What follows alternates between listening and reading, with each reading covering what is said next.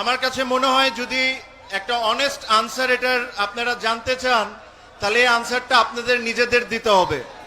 আপনারা যদি এখন মনে করেন যে অমুকের কারণে খেলতে পারি নাই, অমুকের কারণে খেলতে পারি নাই, তাহলে তাহলে এটা একটা স্পোর্টসম্যানের কথা হবে না। একটা স্পোর্টসম্যানের কথা হবে যে হয়তোবা আমার কোনো একটা ভুল ছিল, এই কারণে আমি জাতীয় দলে যেতে পারি নাই।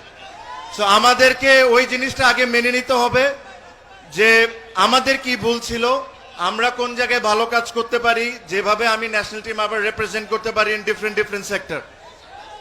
যেদিন ওই জিনিসগুলো আমরা বের করে নিব, ইনশাল্লাহ দেখবেন যে ঠিক আজ থেকে 10, 15, 20 বছর আগে চিটাগং থেকে অনেকেই রিপ্রেজেন্ট করতো বাংলাদেশে বিভিন্ন স্পোর্টসকে।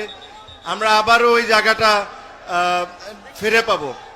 আমার সাথে হেলাল ভাইয়ের কথা হয়, ইশরাফিল ভাইয়ের কথা হয়, হুম্মাম ভাইয়ের কথা হয় চিটাগংয়ের স্পোর্টস নিয়ে, যে আমরা কিভাবে করে চিটাগংয়ের স্পোর্টসকে আগের জায়গার মতো নিয়ে আসতে পারি। আই এম শিওর ওনারা যখন সুযোগ পাবেন তখন ওনাদের বেস্ট ট্রাই করবেন যে চিটাগংয়ের ইন্টারেস্টটা ওনারা সবচেয়ে আগে রাখবেন, রেখে ওনারা যে ধরনের স্পোর্টসই হোক না কেন, cricket, football, badminton, any sports, এই স্পোর্টসকে ওনারা প্রমোট করবেন in the right possible way, যেরকম চিটাগং থেকে আবার আমরা আগের দিনে ফিরে যাই। আমি এর চেয়ে বেশি আর কোনো কিছু আজকে বলবো না। আই এম ভেরি ওভারওয়ার্মড আপনাদের ভালোবাসা পেয়ে। আপনারা জানেন মাত্র আমি অসুস্থ, মানে একটা খুব বড় ঘটনা হয়েছিল আমার, মাত্র আমি রিকভার করছি, তো আমার বেশি কথা বলা উচিত না, but thank you very much.